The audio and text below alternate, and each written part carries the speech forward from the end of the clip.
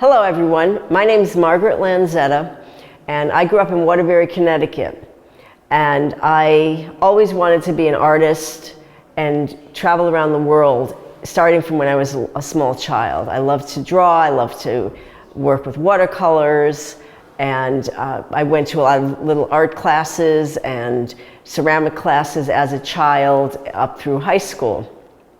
I got my bachelor's degree at Holy Cross College in Worcester, and I majored in fine art, but it wasn't an art school, so I took a lot of liberal art. I had to take a lot of liberal arts classes as well. So I did a lot of history and reading and English and other fields like that. I went to New York after I finished college, and I studied at Parsons for 2 years as a transfer student in the BFA program.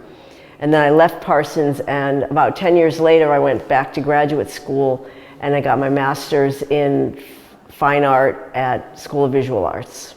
My work, I've always been interested in decorative pattern from different cultures. And this was a product of just something I was always very much interested in. I liked pattern, I very much like opulence and color, and the repetition in patterns was something that I always found visually soothing.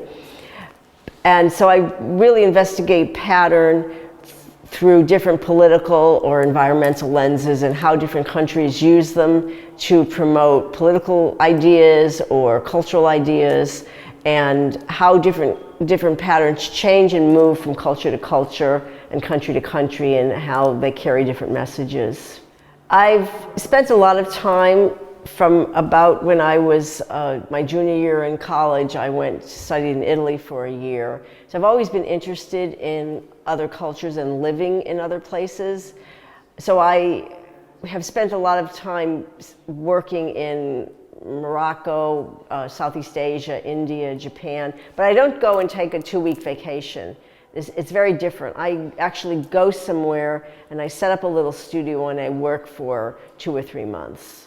And those times are very productive for me because I'm outside of my normal day-to-day routine where there's a lot of demands on my time. So I actually, ironically, get to spend a lot more time focusing on my work when I'm working overseas. Well, right now I do have a dream project, and I'm hoping I can work through it. I would like to, a lot of my paintings have been photographed and cataloged in catalogs and essays and reproduced, but I would like to have a catalog made of a series of all my different works on paper series, because they haven't really gotten very much attention in terms of critical writing.